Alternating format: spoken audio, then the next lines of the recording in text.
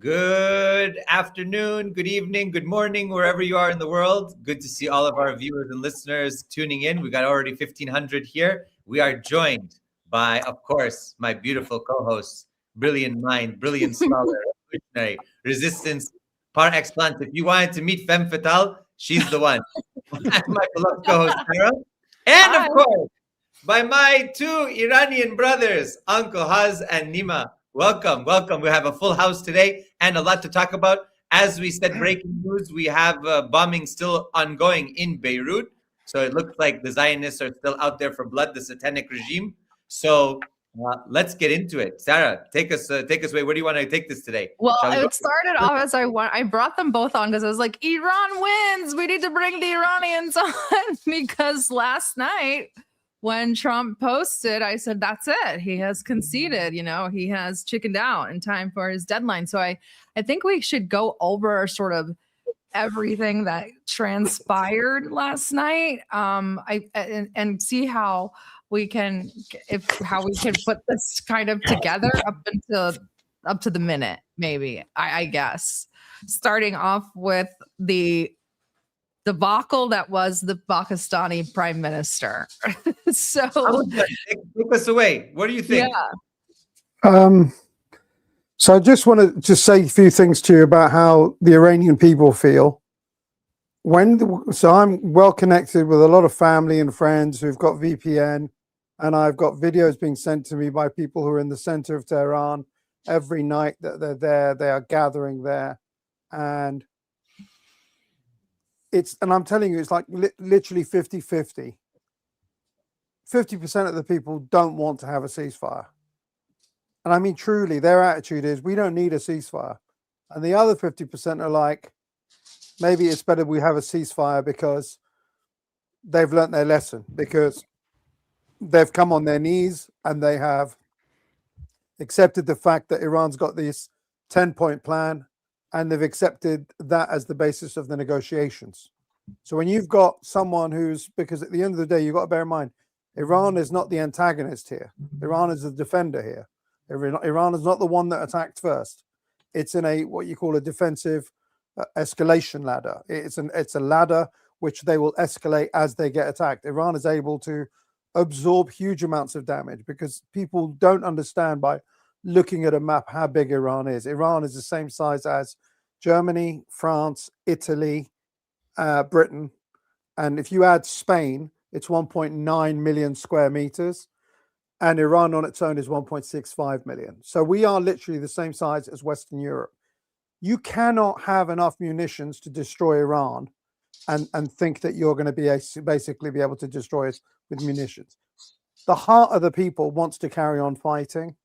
The government is got a balancing act, and that balancing act is one of, we can't be the aggressor, we can't be the bully, we've got to be the ones that get attacked first, because that's why literally 80% of all Americans support the Iranians or what's happening to them, even though they're watching American assets get destroyed. The American people are in support of the Iranian government because they look at Iran as the plucky country that's standing up and fighting and basically not willing to bend down, just like America in other wars in World War I and II, coming in to support and save the day.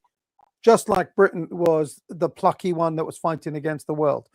So when you've got those kind of conditions, it's an important part of factoring in what you do as a country. We can't be the bully that just goes attacks everyone.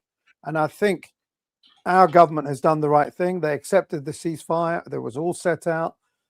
And to be honest with you, I think the whole point of the acceptance of the ceasefire was literally a way for Donald Trump to climb down from what could potentially have been a catastrophic civilization busting attack that would have been done.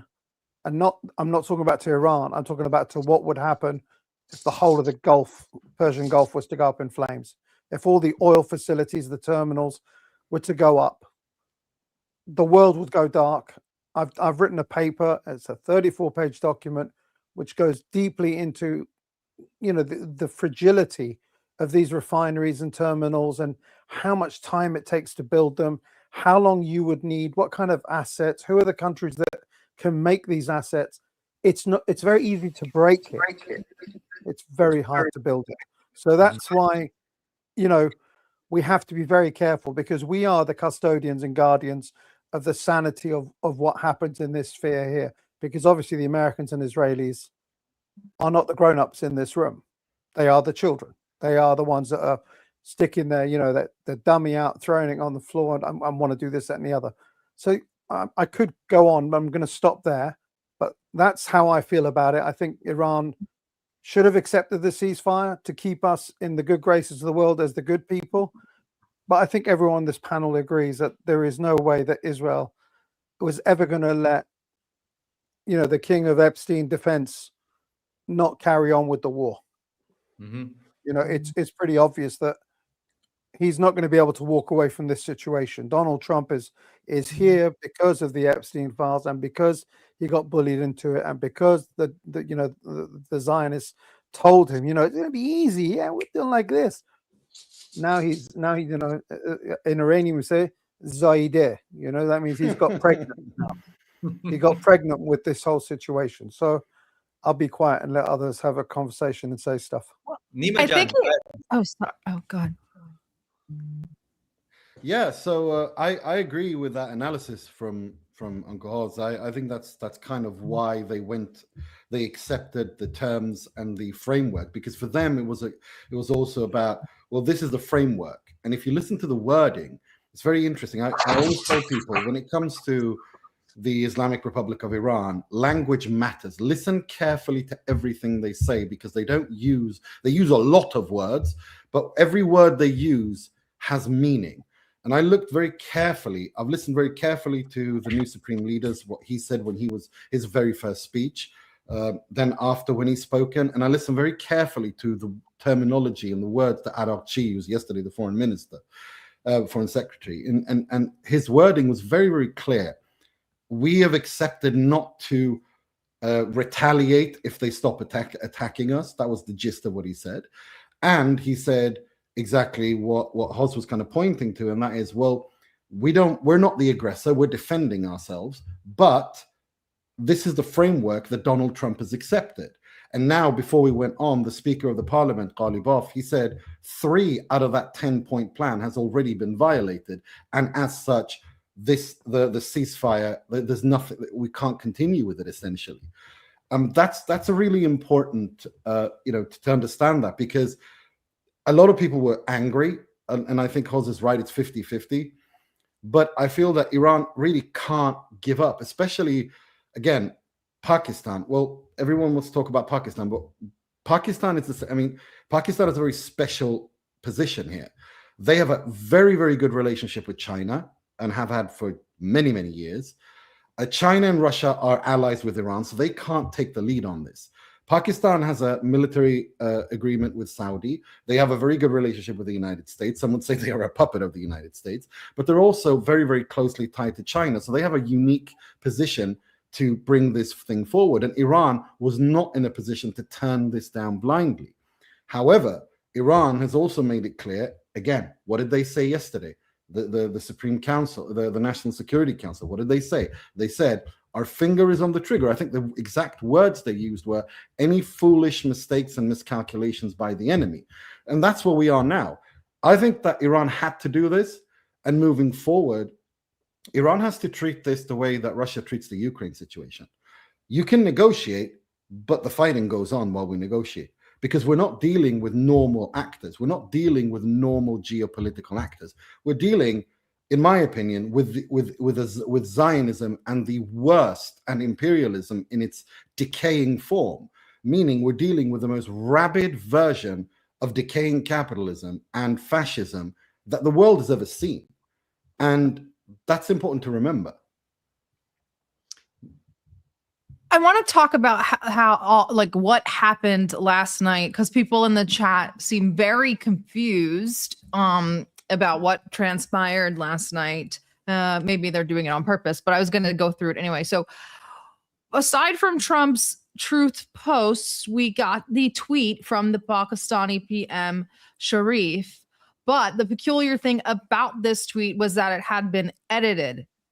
So on the top, you can see that that's the tweet that you'll all see right now.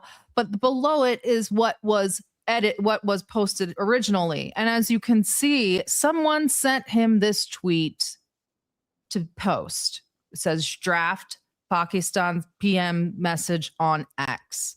Very peculiar. So they were caught in that lie from the get-go.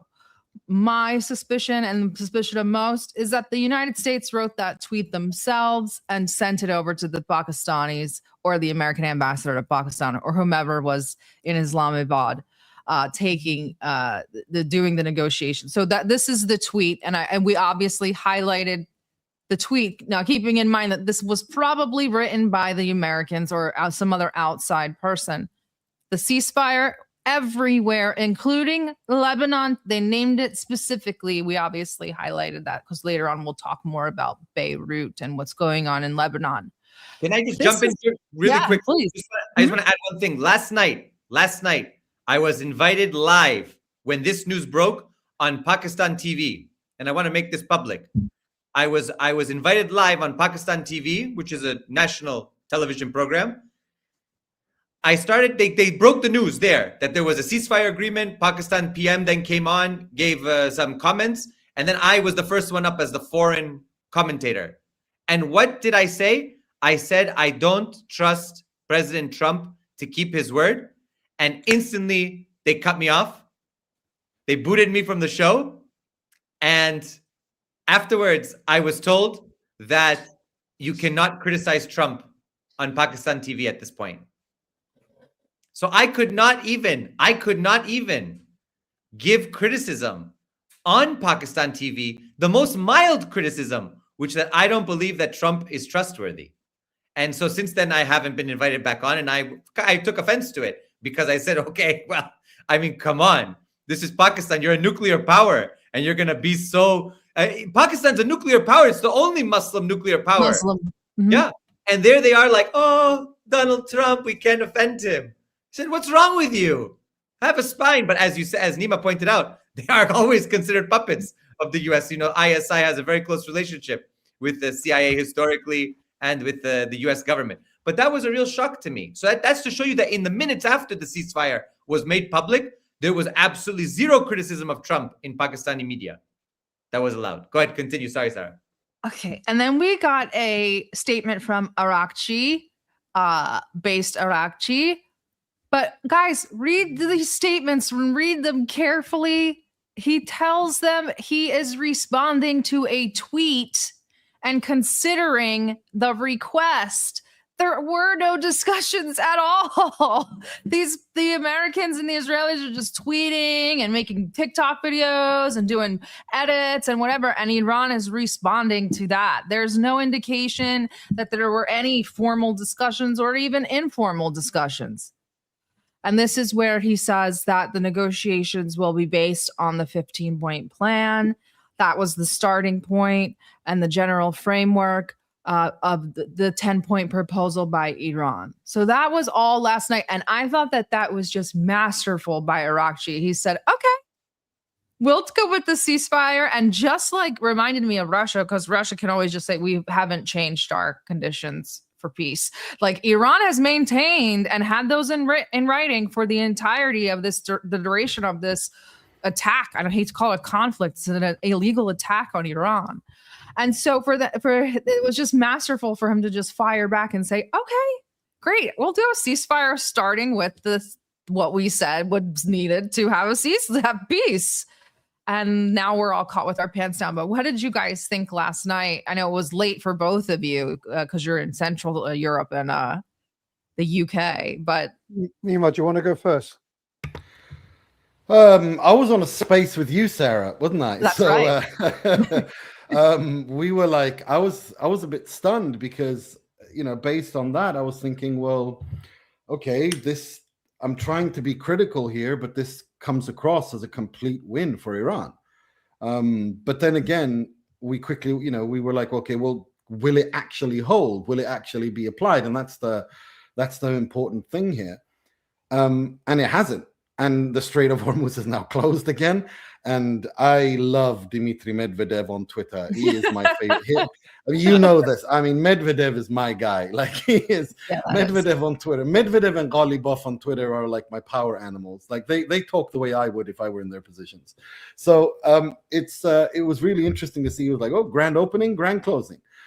So this is where we are. And I think Iran had to go through the motions here because, like I said before we started recording, I think that when you're dealing with Israel, when you're dealing with a U.S., regardless of which administration it is, when you're dealing with the U.S. government, the administration of that government cannot or will not, either is unable to or is unwilling to control and rein Israel in. The end, it doesn't really matter which it is because the end result is the same. And as such, Iran has now proved that you can't do this. Try a negotiation with these people via this way. You have to keep the war going and negotiate at the same time, kind of what Russia's doing in the Ukraine, because you can't even then trust these people. Just go ask Putin and everyone else what happened in Alaska. What happened to the Alaska plan? Here's your tweets, Nima, from today earlier. It is not clear how the truce between Washington and Tehran will play out, but one thing is certain. Iran has tested its nuclear weapons. It is called the Strait of Hormuz. Its potential is inexhaustible. And then when he found out the strait was closed, he said, well, here it is. The Strait of Hormuz is closed again. The weapons are working. He's brilliant. Brilliant. But yes, what are your thoughts, Uncle Haz? I think I spoke. I think I might have messaged you last night, but I was messaging a lot of Iranians saying, "You won, you won." But what are your thoughts? What were your initial thoughts on this sort of kind of tip for this back and forth? My initial thoughts were that I am grateful to Pakistan. They have been a staunch ally to Iran.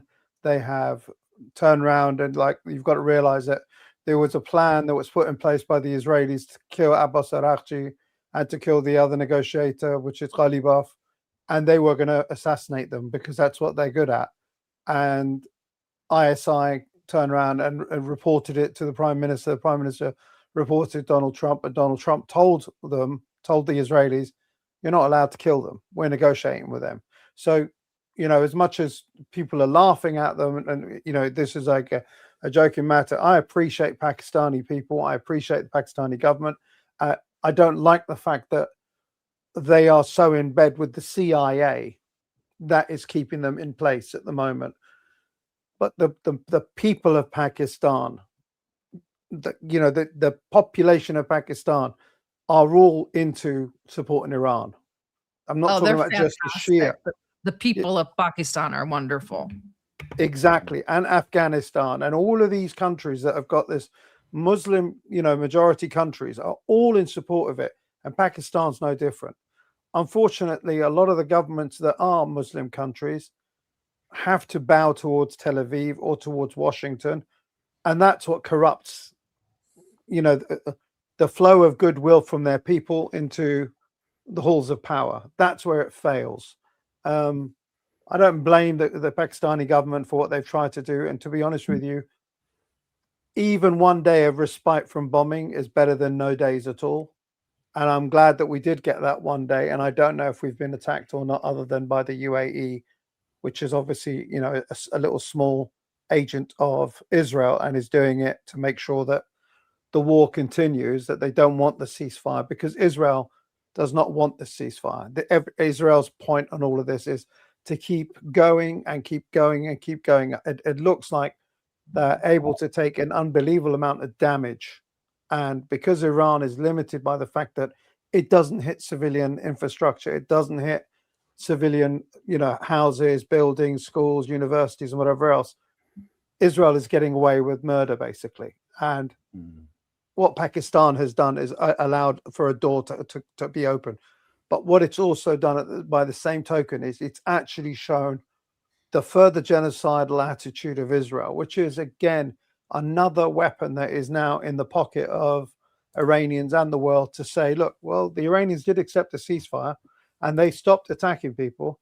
But once again, the rabid dog that is the Israeli state and its International Criminal Court warranted prime minister, who's wanted at The Hague, is making sure that the war continues.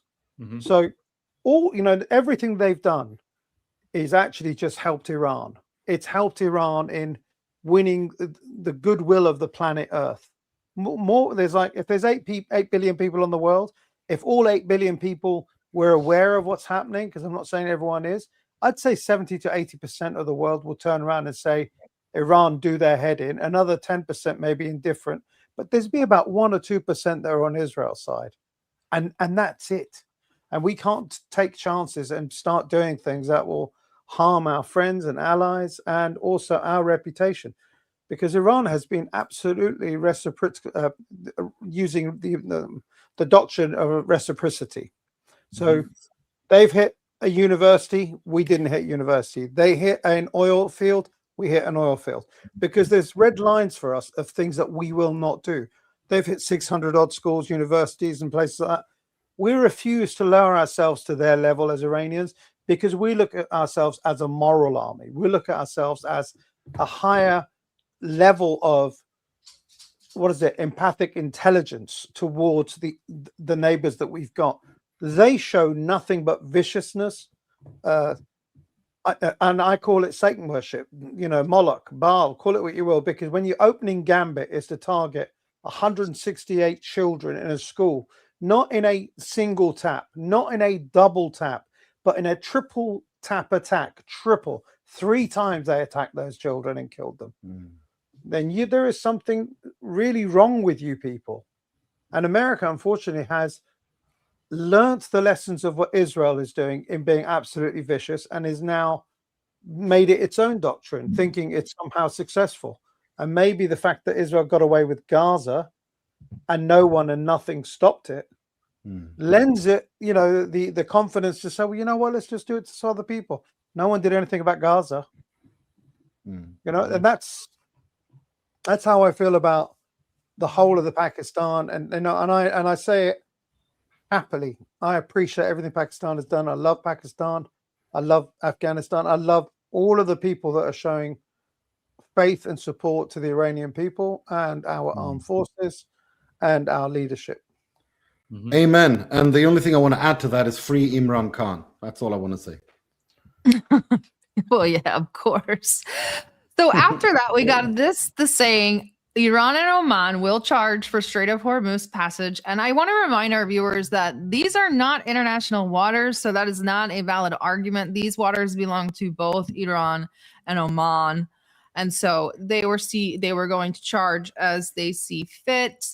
And then I guess I guess I go to bed at that point, because I wake up to the Pete Hegseth / General Kane press conference this morning. And I don't know if you guys got to see any of that, but it was mostly just a cope session, but we do have 30 seconds of it so you can catch the vibe.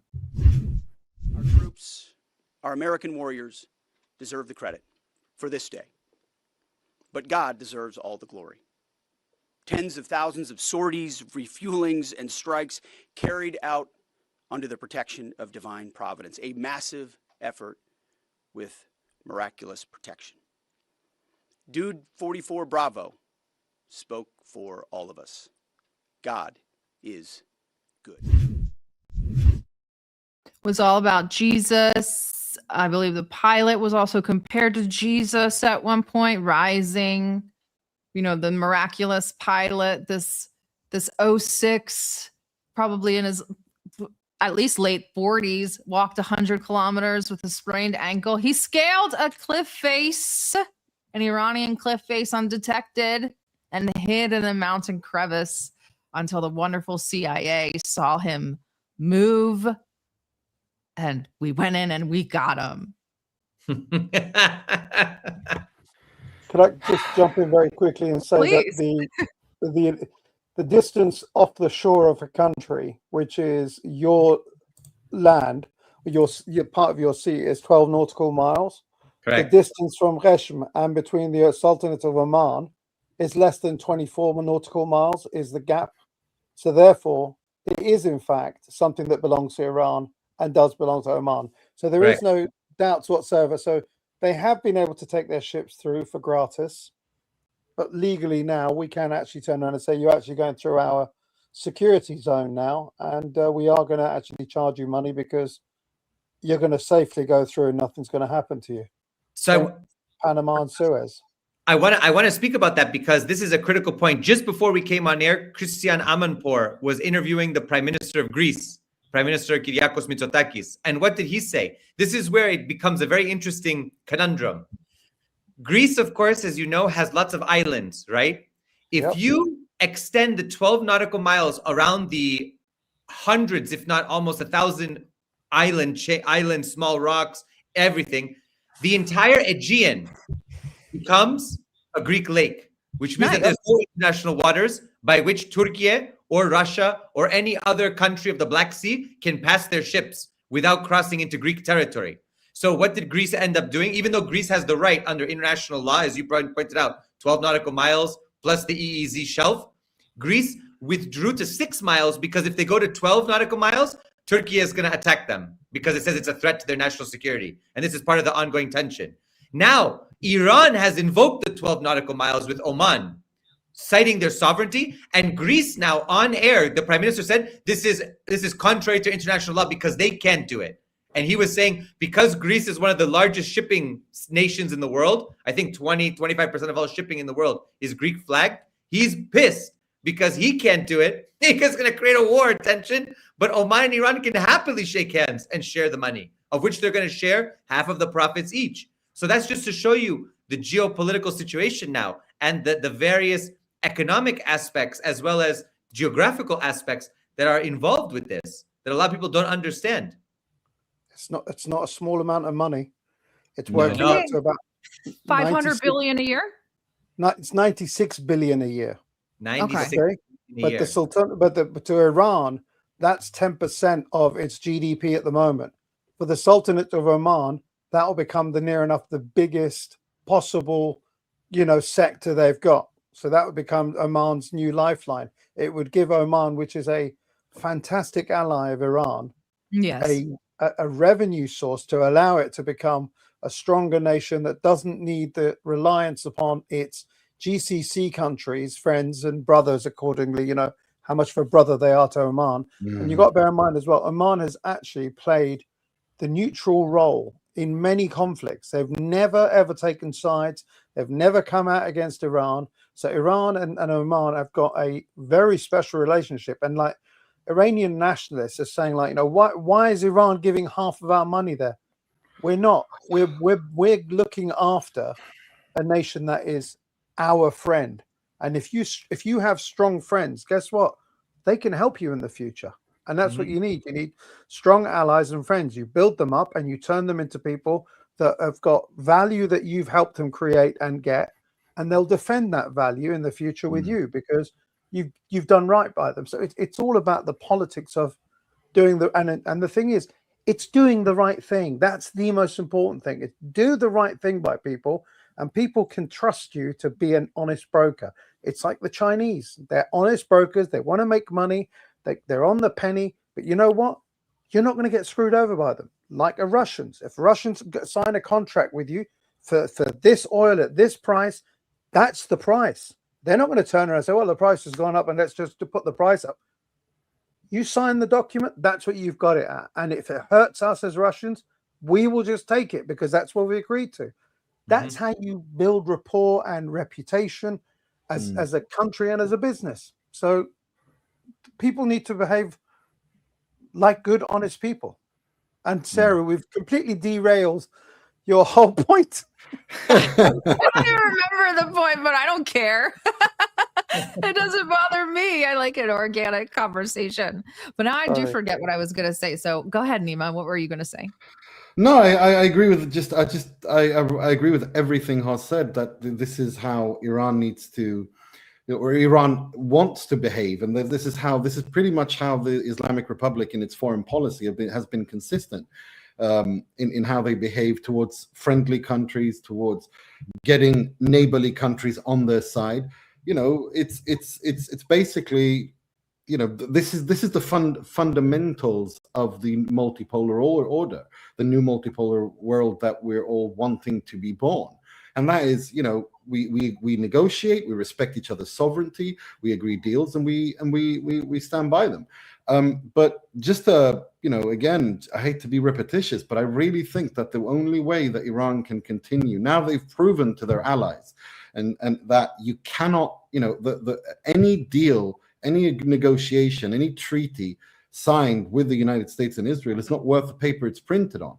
So you have to be, you have to treat this a bit more with suspicion, and you have to have guarantees. And next time you enter into any kind of talks, the war can't stop. You have to continue defending yourself, because these people see all cessation of hostilities as weakness. I mean, look at what they've done to Beirut today. Israel saw that as weakness, and that's how they behave. That's the power projection. Because yesterday they were having a meltdown. The Zionists and American media, the Israeli media. I mean, I can't remember what's his name. His name eludes me right now. Israel Katz. Calling it defense minister, calling it, this is like, what did he call it? That's the biggest defeat in Israel's history, the biggest strategic defeat. And did Yair Lapid. Yeah, exactly, Yair Lapid. I mean, I saw a lot of them talking about, these they were not happy about this at all. And so this was I was expecting this. But now that now Iran has shown that this is what happens, they have to continue pedal on the metal when it comes to their military strategy, which has been flawless, and to continue and basically say, we're not against negotiations, but this is the framework. And while this is being agreed, we continue with our defensive actions. Mm-hmm. Before we get to Lebanon, I want to ask you both, since we're all talking on the topic of allies, how do you both feel about the reaction of Iraq and Iraqis to come right up and sort of step right up? And they were bringing aid by the ton. They seized the Kuwaiti consulate last night. They were bombing the Kurds and the Americans at the same time. And was this something that you expected? And how did you guys kind of feel about that? So what I have to say to you about Iraq is a country that's been brought about by lines in the sand, very straight lines. Yeah. 60 to 70% of all Iraqis are Shia, right? Mm-hmm. All of that region was basically one country until the British decided with the French, they're going to draw lines here and call this, that, and the other. If you've been to Karbala, you've been there. Mm-hmm. They all speak Persian. They all speak Arabic and Persian. It's not like there's a separation. The only separation is an international line that's been put in the sand. But if you look at the families of those people, almost all of the people that go to Karbala are the Iranian people. And those people that went there settled there from Iran. Mm-hmm. And it's something that people don't understand, that there is such a huge amount of unity. Like when Iraq was attacked in 2003 by the Americans, it was the Iranians that came and helped them, fight against and basically support, finance, training and everything else to allow them to fight against ISIS, to allow them to fight against the Americans. And that's, it's a reciprocity again. You helped Iraq, Iraqis are going to help you. And the thing is, the people don't understand is, we call ourselves as Iranians the nation of Imam Hussein. Mm-hmm. Do you think Iraqis could call themselves anything less than the nation of Imam Hussein? Our holiest site is Karbala. It's in Iraq. Mm-hmm. You're going to attack the Sayyid Ali Khamenei, and you don't think the Iraqi people are going to rise up? It's impossible. I love the fact that Iraqis have stood up and thrown out all of these NATO people. Why are you in Iraq? Get out. We don't need some, Viking Denmark person to come and hang around in Iraq to do what exactly? Get out of our area. We don't need you, whatever. I'm not going to become racist, but you get what I'm saying. I'll shut up about Iraq. I'll let Nima tell you what he thinks as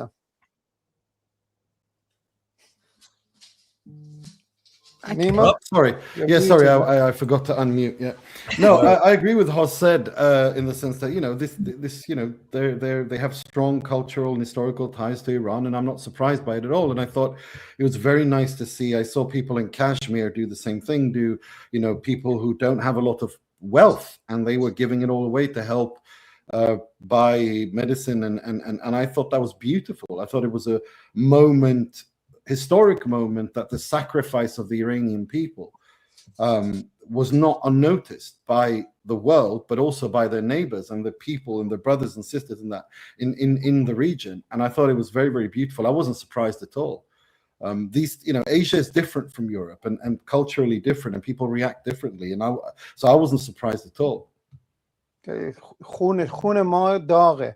It means exactly. that our blood is hot. Our blood is hot. And if you look at the Sikhs, if you look at the people in Kashmir, all of these people are people who have suffered colonization. All of them are made up of people who have suffered, empire in one form or another, whether it was Indian empire or whether it was white colonial British empire or any other kind of empire.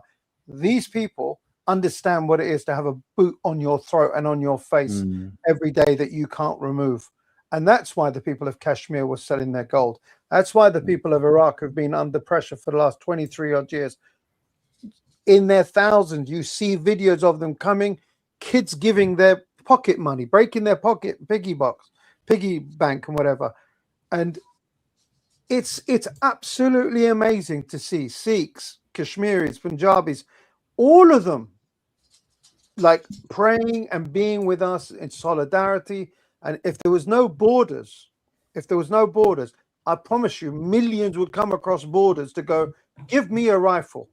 And that's what would happen. And I'm not talking about just Iraq. I'm talking about from Pakistan, from Afghanistan, from Kashmir, from everywhere. They would just descend. And as we know, the Chechens have said, attack Iran by land and see what we will do. The Russian, we've got solidarity with everyone, man. It's unbelievable. It's true. Unbelievable. Well, that's what this war needs, Chechens. That's the only ingredients missing. Oh God, I don't think we need the Chechens. They're ready. Too much Kalinka. Anyway, and so we want to dedicate the rest of our episode to what transpired today and the horrors that Israel is once again engaging. Well, never stopped, but the horrors that Israel engaged in this morning for me and during the day. Let's take a look at what Israel has been doing to Beirut while the Americans try to spin an insane story. كمان بصور كمان ضربوها ونزلوها كذا غارة على مدينة صور كذا غارة على مدينة صور. الله أكبر. طلعت رفاعي هون، طلعت رفاعي بربور.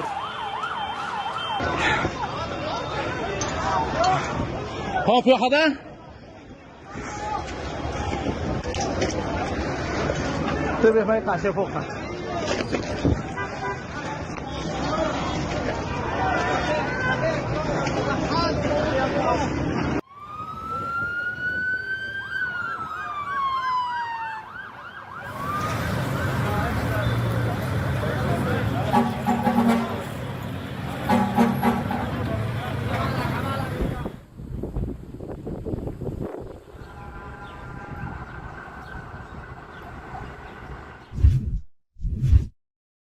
Getting reports that over 200 aircraft participated in that alone, resulting in over 250 deaths and over 1,150 injuries. We singers, a lot of intelligentsia, a lot of very well-established people seem to pass away in this. Journalists, I saw an elegy singer, a lot of like cultural people were wiped out in this strike. And so this was going on today while the Americans were holding their celebratory press conferences. And so that's what the Israelis answer to Trump's ceasefire. What are your thoughts? Chris? I mean, I spoke today to some friends on the ground in Lebanon. The situation was catastrophic today, really. I saw one video of just the entire skyline of Beirut and just clouds of smoke at every point on the entire skyline. It really was. I mean, it was hundreds of separate strikes today. It shows you the depth of the depravity and barbarism of this satanic regime. Really, I never used that term before especially after October 7th. I've never used that term before, but after that, I can really say that this Zionist regime is a satanic Epstein regime, no doubt about it. I mean, the levels of bloodlust that they have for the people of the region. This is the largest ethnic cleansing. We are witnessing the largest ethnic cleansing in the region since the Nakba. Over 1 million people have been forced from their land. And not only that, the Zionists are systematically destroying all of the houses south of the Litani River. The houses, the schools, the hospitals, the mosques, the churches, everything. Everything that's standing is being destroyed. So we'll see what ends up happening. I am not necessarily convinced that this conflict with, that this war imposed on Lebanon, this conflict that has been going on since this new round of fighting was launched by the Epstein coalition, I don't think that it's going to stop in Lebanon. I think south of Litani is like a do or die moment for the Netanyahu coalition that he has. I think Ben Gvir and Smotrich and the rest of them are salivating to have that land as part of a zone of control, as part of a demilitarized zone, whatever the fuck they want to call it. But what they really want is they want to annex it. This is part of that expansion project. They want to ultimately take control of that. And they want to see Lebanon as a failed state. I believe the bigger plan is for Lebanon to fail as a state and for Jolani to come in, for there to be something. It's not going to happen. I agree with you. But I think that some people would like some of this to happen. You know, some of them are salivating at the fact that they can create sectarian tensions again here. We know what they did in the 80s. We should not forget the 70s and 80s in Lebanon. All of that. Lebanon before was a very multi-religious and more or less harmonious society for decades. In fact, centuries. Of course, it had its bits of conflict during the Ottoman period. We won't have to get into that. We know about it in the Druze and this and that. Okay. But in terms of stoking that tension, it was the Sykes-Picot and it was the British and the French that stoked a lot of that tension. And then the Zionists when they came. This was and then the Americans eventually in the 80s. So I just want to say that for me, Lebanon now is on the precipice of an abyss for which it's going to ultimately, I think the resistance is ultimately going to give the answer to save the state as much as possible and then to defeat the Zionists on the battlefield. And they will do it. It's going to be very costly, but they will do it. There's no doubt about it in my mind. The question is what the Lebanese state will do. Because now, of course, the state is one of the most pro-American that we've seen in Lebanon. So we have to be aware that they want a civil war scenario. The Zionists are pushing for that because if they can eat each other, it helps them. They can just pull in like they did with Lebanese forces and the Phalanges. If you remember, we remember, of course, I was a young kid towards the end of that whole scenario. So I just want people to recognize that this is not the end at this point for Lebanon. Lebanon is going to be a hotspot for many years, I think, at this point. And just to add to your point, Chris, I mean, today the Lebanese Prime Minister, Nawaf Salam, saying that no one can negotiate on behalf of Lebanon except the Lebanon government whilst they were being attacked. And that was a reference to Iran, which was insisting that the Lebanon should be part of any ceasefire. I mean, that just validates every single thing you said. No, of course. And what is the Lebanese government doing at this point? The Lebanese army was withdrawing from places while the Zionists were coming in and people were saying, where are you going? Yeah. Where are you going? Fight. They're coming into our country. Fight. They didn't fight. They withdrew. One unintended consequence of this will, of course, be that people who are not religiously and politically previously allied with Hezbollah are now looking at Hezbollah as the only line of national defense against Israel. Yeah. This will only strengthen and make Hezbollah more popular. I'm already talking to people who I know there who were not fans of Hezbollah who are saying, no, we need to back Hezbollah right now. So, So can I just jump in and say a few things about that whole situation? Lebanon has been attacked from the south by ground troops.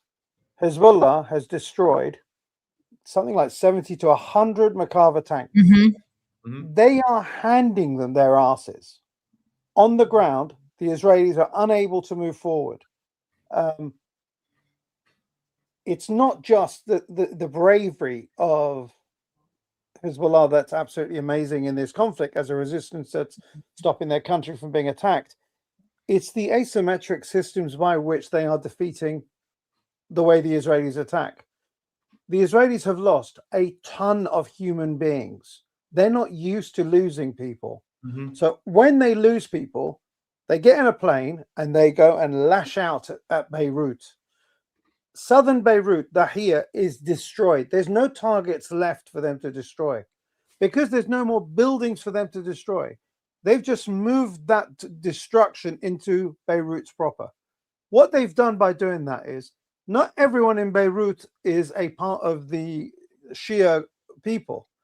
They're now impeding upon the lives of people who are just normal Lebanese people, Jews, Christians, and whatever else. And exactly the same thing happened in Iran. You had people who were reformist, conservative, blah, blah, blah. But as soon as the bomb started dropping and it started to hurt everyone, the whole nation stood up and said, you know what? We're all in this together. And that's when Chris turned around and said that Lebanon is going to have problems. Lebanon is going to become a united force against these people. The only people who will not join in are the ones who are, I call them the Christians Israelis, because that's what they are. The Mario Nofels of these people, the James guy who is from whatever. You understand? I'm talking about those guys who hate everyone other than, themselves. They don't really care about their country. And they're also not the majority of the nation either. They're not the biggest group of people. But they're, because of the structure of their government and the way they are built and framed, the president has to be a Christian, Maronite Christian. Anyway, I'm not worried about Lebanon. All I'm worried about is, and I want this message to go to the Lebanese people, you will never, ever be left alone by the Iranians. We've never, ever left anyone who is a part of our resistance alone. We've always backed you up, and we'll always back you up. And, if we're asked to do something, we'll step in and do it. Today, Iran closed the Straits of Hormuz. We could have carried on and said, you know what, leave it. But we didn't. What we did was we said, you need to stop attacking Lebanon. And they chose not to do that. And Israel made the point of, Lebanon is not part of the ceasefire, and Donald Trump and this and the other. Okay, fine, no problem. Straits of Hormuz is closed. And you got to realize, yesterday, Donald Trump getting out of the Straits of Hormuz, or getting it open, was only one thing. For him to have a walkway, a pathway to walk away from having to engage and destroy the what's it called? The electrical grid of Iran. And if he attacked the electrical grid of Iran, Iran would have made the life of the whole of the Persian Gulf uninhabitable. There'd be millions of people that would no longer be able to live in that area. It's now April. I promise you, by June and July, nothing and no one that does not have AC in Qatar, Saudi Arabia, Emirates, Kuwait, or Bahrain would be able to live there anymore. They will all have to go somewhere else because everyone's got used to having electricity and AC. And that would be a complete depopulation. And those people would have to go somewhere else. It will change the way the world is. There'd be nothing left for like, that's 25% of all the oil in the world will be gone. That would have been the consequence of them attacking. That would have been oil at $150 to $250 a barrel. And maybe, the price would come down because there wouldn't be as much demand for the oil, because it's not going to stay linear. Because once prices go up, people say, you know what? I don't need to fly. You know what? I don't need to do that train journey. So prices will come down. But the balance of the value of oil going up is so destructive to the world. Like my phone, my computer, it's polymers. All of these polymers come from oil. And if you don't have 25% of all the world's oil, that oil that they've got will get hoarded. That oil will get hoarded by the militaries. That will get hoarded by people who are saying, like, for our national security, we can't allow this oil to go somewhere else. And that's when the world divides into those that have and those that don't, who are the producers. I mean, Russia and China would actually be in a very nice symbiotic relationship, because China can consume all the oil that Russia can produce, and they can let the rest of the world go to hell. And it would be, good for Russia and China to continue to do what they want. But it's a really complicated story. But as far as Lebanon is concerned, I'm not worried about the people of Lebanon, because the people of Lebanon are like the Iranians. They've got heart and they will not surrender or give up. And that's why when we were getting attacked as Iranians, they didn't need to come and attack Israel, but they did. So you know what? We owe them, and we owe them because of what they did for Gaza, because of what they did for Palestine. Every single time Gaza got attacked, they opened up a northern front. It would be the most abuse of the biggest disloyalty in the world if Iran and other people walk away from Lebanon right now and say, you know what, mate, you're on your own, Jack.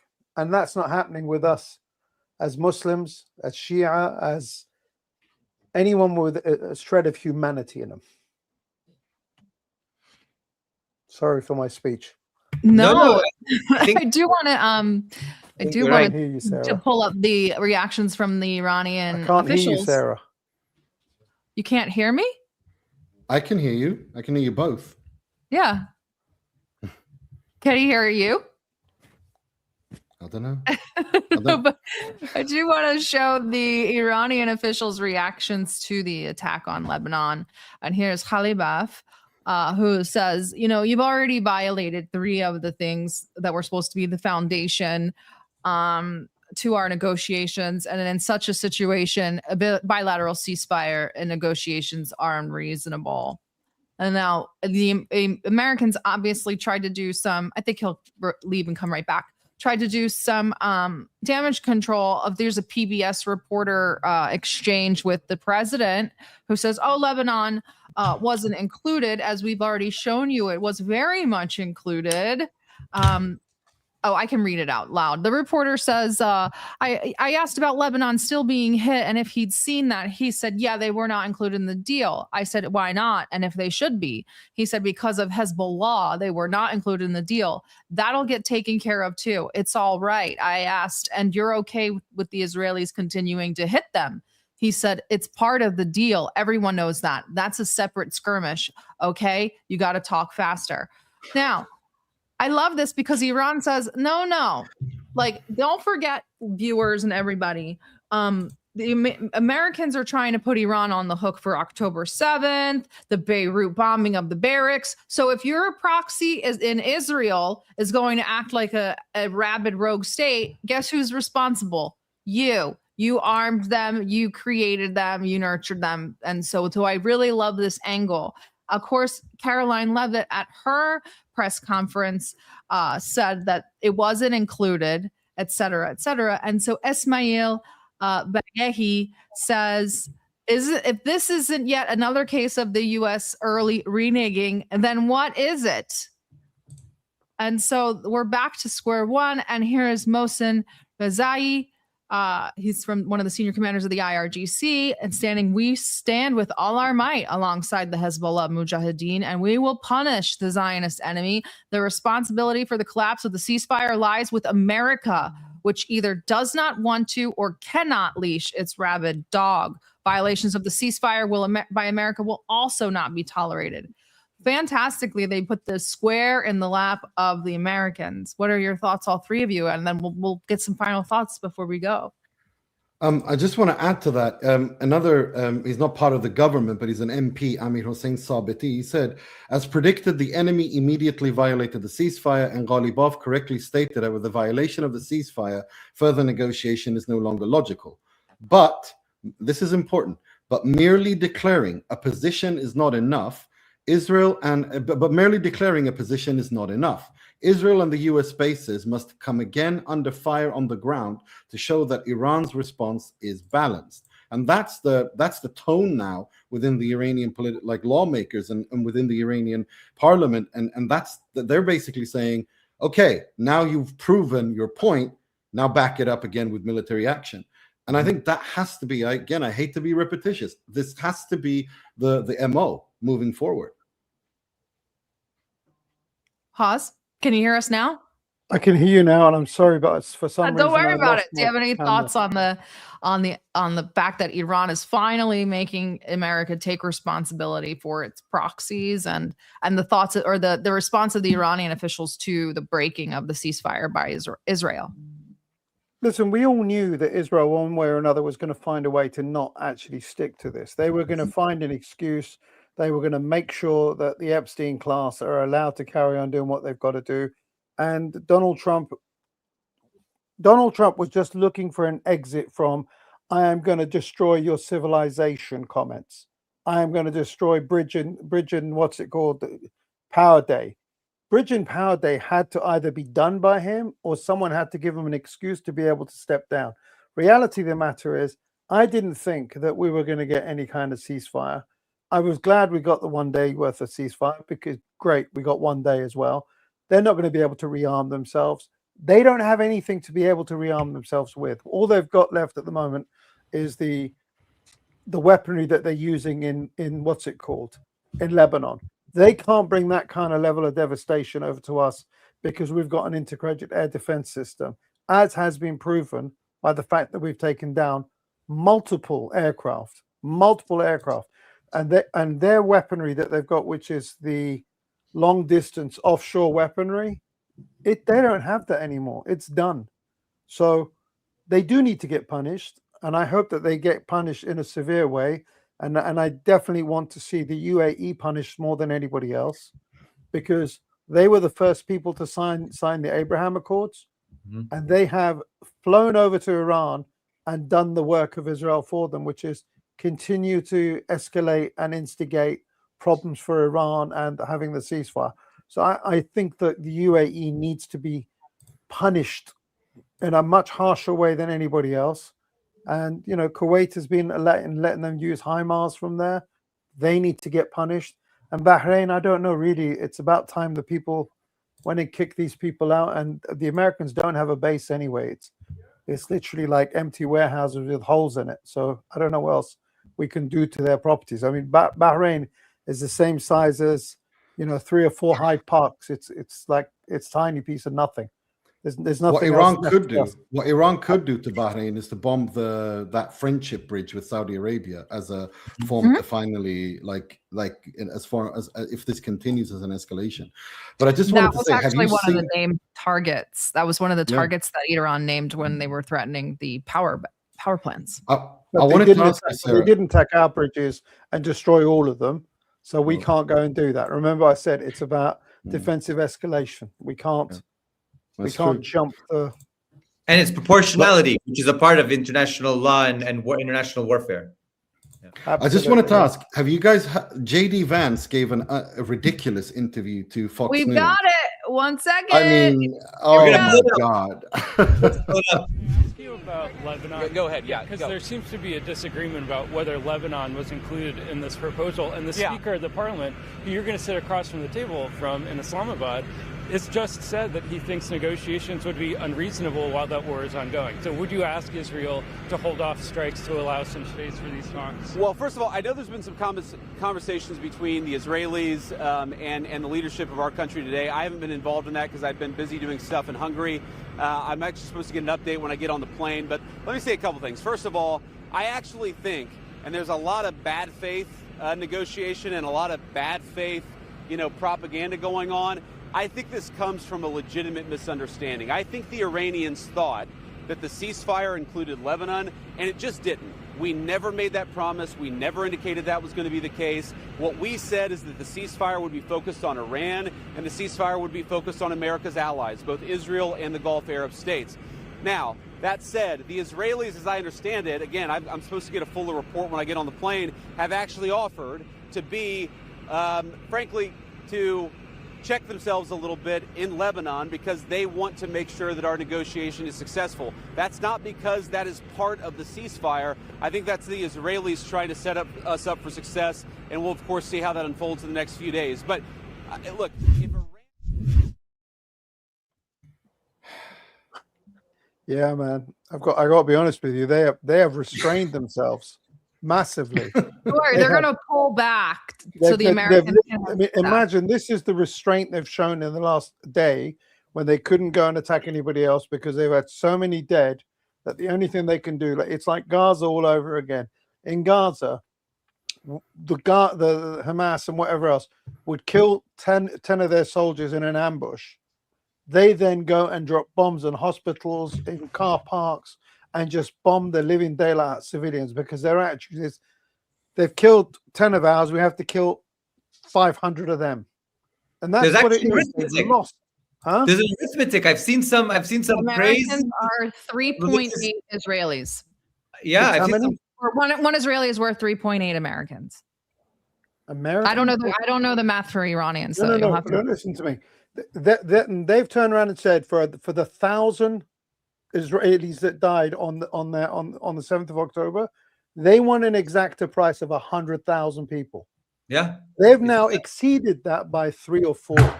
We don't still to this day, we don't have a census of how many people they killed. So that's their attitude. And what they're doing to Lebanon is just destroy and kill as many people as we can, because we have lost more Merkava tanks than they've had hot dinners. And each one of those Merkava tanks has got a minimum of 10 to 12, because they're not just a tank. It's a tank that carries 10 or 12 people in it. So it's effectively an APC as well as a battle tank that's used. Right. And when you take it out, and you got to bear in mind, they're using first-person drones, same as in Ukraine, same as, the Russians are using these first-person view drones that are just going in and just blowing things up. It doesn't take a lot to destroy these things if you hit the right place. Once it becomes immobile, that's just blood and water and flesh waiting to get bulleted or missiled. Yep. They haven't got the tanks around them. Before we go, I have this video that Haz sent me prior to the stream, and I uploaded it. And after that, we'll get your final thoughts. I could tell your back is starting to lean a little bit, Uncle Haz. So we'll get you out of here. I know. إنا لله و إنا إلیه راجعون. ملت بزرگ ایران، روح بلند پیشوای ملت بزرگ ایران و پیشقراول امت اسلامی حضرت امام خامنه ای با نوشیدن شهد گوارای شهادت در ماه مبارک رمضان به ملکوت اعلا پیوست. چرا گریه میکنه؟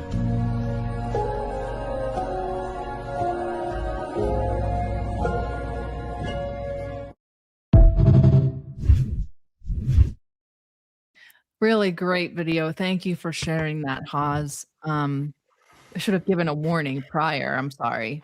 But I want to get the thoughts of all three of you, since this is your homeland, before we sign off for the day. This is my feelings right here. That's my feeling. Got nothing else. There's nothing much more to add to that, really. It's yeah, I mean, I just have the utmost respect, love, admiration for the people of Iran, the resistance, the people of the resistance, who are the last castle of dignity, one of the few in the world. That's all I can say.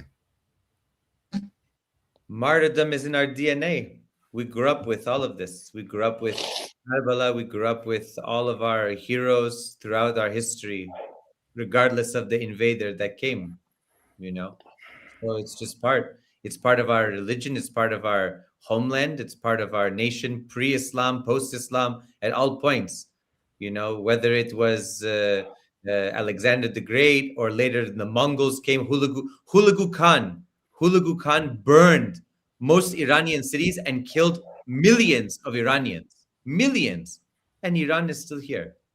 Iran is still here. No amount of skulls they could pile outside of the cities, or the destruction of those castles on tops of mountains that they sieged for years, they couldn't destroy the Iranian nation. In fact, the Mongols then became part of the Iranian nation. They adopted all of our customs and ways, and most of them became Muslim, and most of them adopted. If you go all the way to Central Asia, you see all Persianate style, everything along that road. So I just think that people have to understand that Iran's not going anywhere, and no amount of bombs, not even a nuclear bomb, could destroy Iran. Iran endures forever. It's been since the beginning, since the first river valley civilizations. It will be there until the end of humanity. And so that's what we believe. And I think that's what keeps us going. By the way, you asked me. I had not communicated with my family in Iran since February 27th. I got a message yesterday from my cousin who sent to me, and I had to respond. I had been sending messages all the damn time, and he said, "Don't worry about us. We are doing just fine." And he sent me lots of fists and hearts. That's the Iranian spirit. That's the Iranian spirit. You've got to realize something as well. The damage that they're doing is nothing in comparison to the size of the country. People need to understand that. You know, if you go into Tehran, not the whole of Tehran is damaged. It's a city with like 10, 12 million people in it. It's an absolutely, I think it's one of the top 7 or 8 largest cities in the world.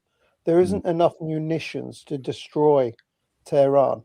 So you'll go to places in Tehran where there's nothing, there's no devastation, there's nothing. But, you know, if you go around where the government buildings are, if you go to where the universities are and places like that, they've targeted. Yes, there is damage there. But guess what? That gets cleared up quite quickly as well because the people help out, you know? Oh, yeah. Oh, yeah. You killed me, Sarah. Well, you sent it to me. I'm sorry. I sent it to you for you, not because I was crying. I had sent them the link, and he sent me that, and I said, "Well, I'm going to upload it to the show because that's."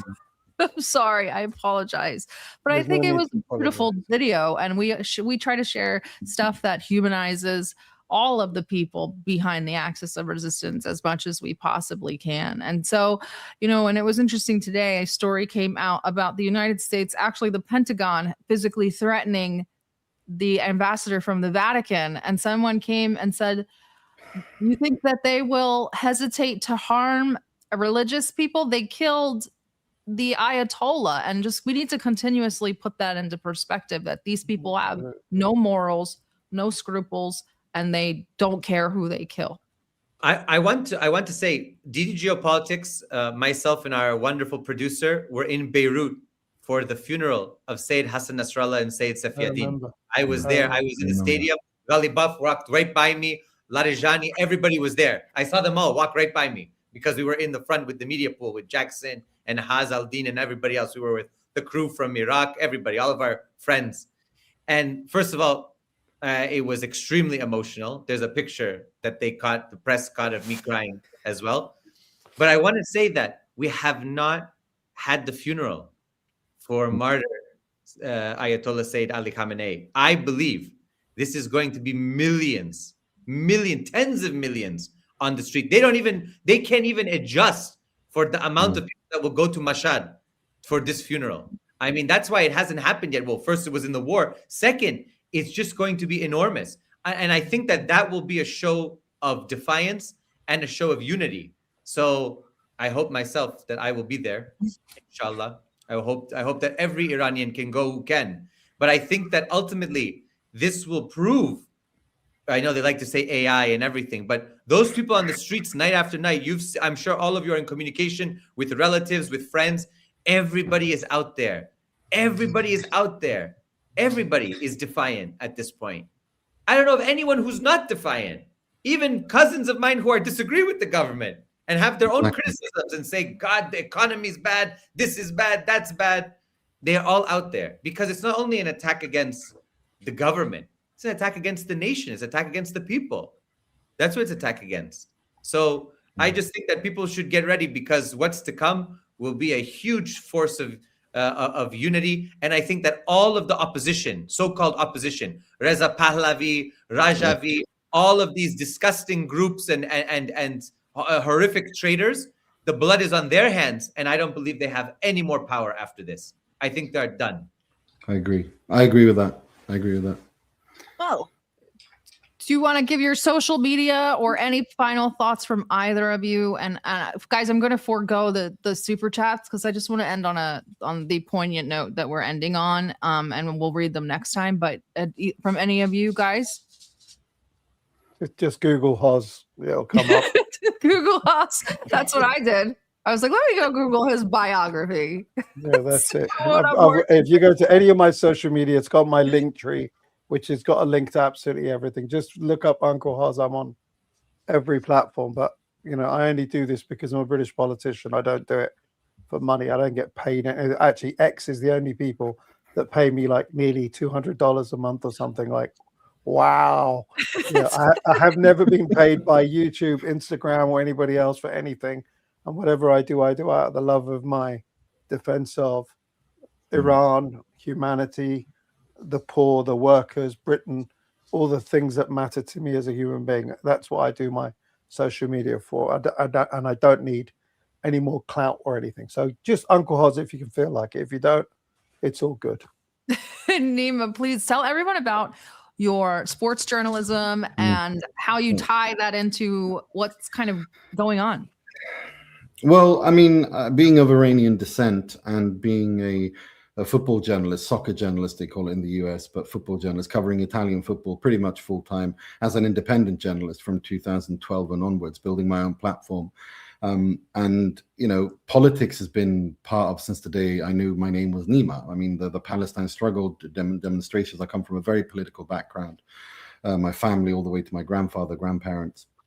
So, yeah, I mean, I that's what I do. I cover Italian football in English on podcasts and websites, and to me, it's very important because as I told our good friend George Galloway when I was a guest on his show, when on the days after the October 7th happened, it's football and sports is a front in this propaganda war, and it becomes so clear when you look at the interests, I mean, the behavior of FIFA throughout this entire process.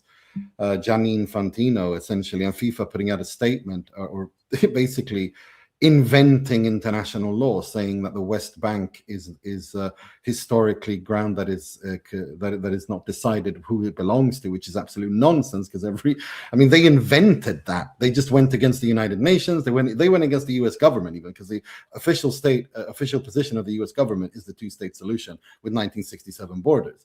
So FIFA just completely last month threw that out because they didn't want to ban Israel. And they gave them a fine and forced them to wear a banner against this discrimination the next 3 home games. I mean, this is the level of corruption we're dealing with in every aspect and facet of life. And it's important that people speak up and people expose and cover and critically do journalism the way that you guys do on this show when it comes to politics and others. We have to hold these people to account. We can't let them get away with this. I agree. I want to thank you both for coming. Thank you both for everything. To all of the Iranians who are watching us, we are together. We are united. We'll continue to fight as a united people. And to all of the people who are from the resistance countries and all of our comrades and brothers and sisters who are standing with Iran, we salute you. We thank you. And we will be victorious. Victory is ours, no matter the cost, because we are on the side of justice. This is the side of justice and freedom and liberation against our oppressors. So I want to thank you all again and look forward to having you all again soon. And inshallah, everything is going to go well in the coming days and weeks. Appreciate it. Good to be with you.